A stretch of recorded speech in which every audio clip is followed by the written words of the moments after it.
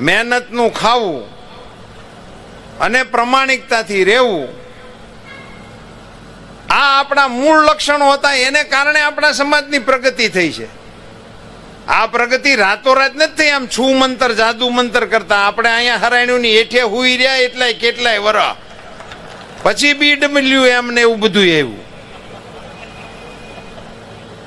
ઘણી બધી અગવડતાઓ આપણે અહીં ભોગવી છે ને ભાઈ.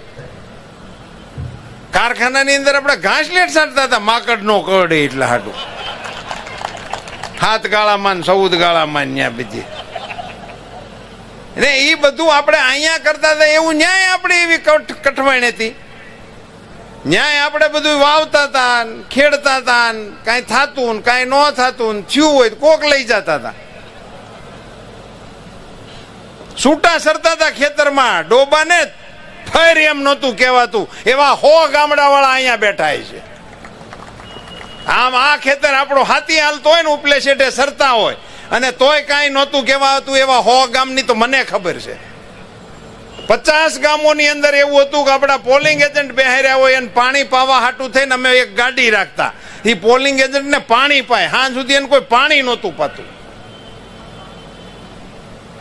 હવે પાહેરો પટ થઈ ગયો, હવે 6 લેન થઈ ગઈ, હવે 4 લેન થઈ ગઈ. એટલે હવે કાંઈ અગવડતા નથી. પણ આ બધો જ સંઘર્ષ મોટા ભાગનો ભારતીય જનતા પાર્ટીના આગેવાનોએ કર્યો ને એમાંય ભારતીય જનતા પાર્ટીના પાટીદાર આગેવાનોએ કર્યો છે.